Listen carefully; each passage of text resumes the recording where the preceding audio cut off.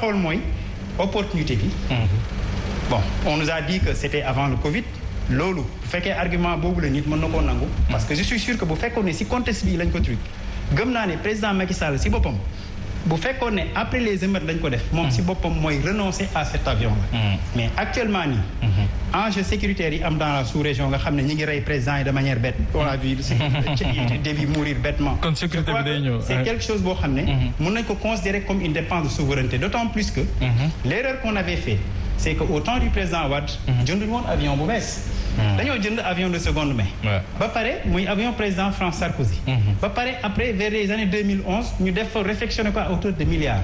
j'ai entendu le général Madické Seck.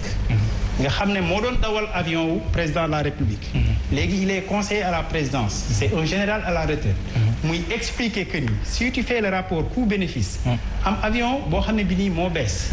nga dina mën a vivre pendant 20 ans donc ku nekk président da nga koy utiliser et puis ku nekk dans l'État da nga koy utiliser que ça soit muy équipe nationale que ça soit. mais yaa ngi wax opportunité mais lu tax ñu bàyyi ba waxtu bii boog ñu door a def annonce bi door a joxe information bi. jamono ji nga xamante ne man jàpp naa ne ça c'est purement tactique. stratégie de communication dégg le porte-parole du gouvernement. bon parce que man Bambilor laa dëkk Omar Gueye may sport dégg ko. mu annoncé ko. dama ne gouvernement bi peut-être que deux choses lay régler. les manifestations yi fi amoon buggul week-end bi buggul que. ci affaire homosexualité.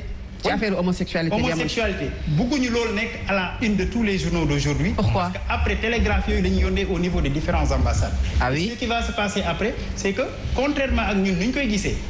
Sadibou dëkk na à l'étranger. Dans les pays occidentaux. les partis yi nga xam ne c'est les partis de gauche c'est les partis où tous les ministres se représentent. ñooñu dañuy gis ne oppression minorité. c'est une violation de leurs droits les plus élémentaires au niveau de la démocratie te loolu lañ doon bañ peut-être moo tax ñu def déclaration bi. conséquence tey dama parcourir tous les journaux. c'est clair mais lépp tey kenn wane wu ko mais ci loolu Mouhamed gis nañu. ils auraient dû attendre. mën nañoo xaar ba tout conseil des ministres. ñu annoncé ko. mais bu boobaa y aura deux dégâts.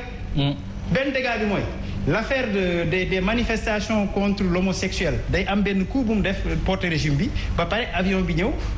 de toute façon doxatu gi lépp alors mu nekkaat beneen solo c'est clair stratégie de communication boobu nga wax mais loolu nga xamante ne moo muy manifestation bi juste bi mu amee tayit ñu gis ne ñi nga xamante ne mooy LGBT bu France dañu demander liste boo xamante ne liste rouge pour ñi nga xamante ne dañu bokkoon ci manifestation wala fës nañu ci xeex góor jigéen loolu lan la mën a am comme njeexital. bon bu fekkee ne LGBT France def nañu souhait bi c'est leur souhait. mais on attend de voir bu fekkee ne l'actuelle administration française dina ko appliquer. ce que je vais douter parce que aujourd'hui comme je l'ai dit LGBT ils sont plus anglais dans les partis de gauche.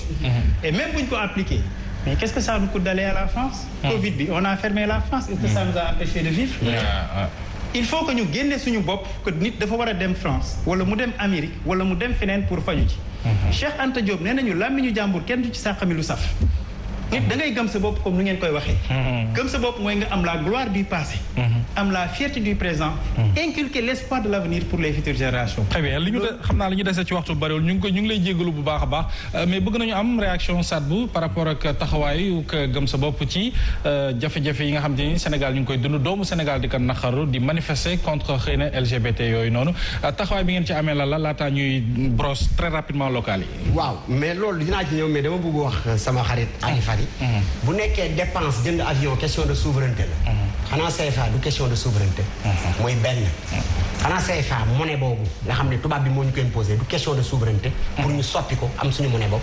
ñaareel bi mooy yéen ñii ñëpp est-ce que xam ngeen gouvernement du Sénégal ñaata lay dépenser pour votre santé.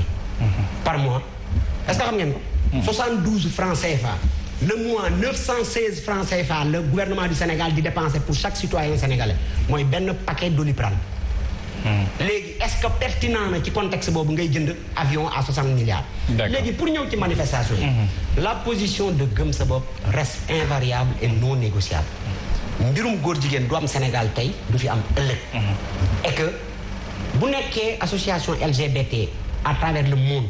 dañu décider imposer loolu Afrique parce que loolu la ñuy def en fait. dañu bëgg imposer loolu Afrique pour bénéficier de l'aide.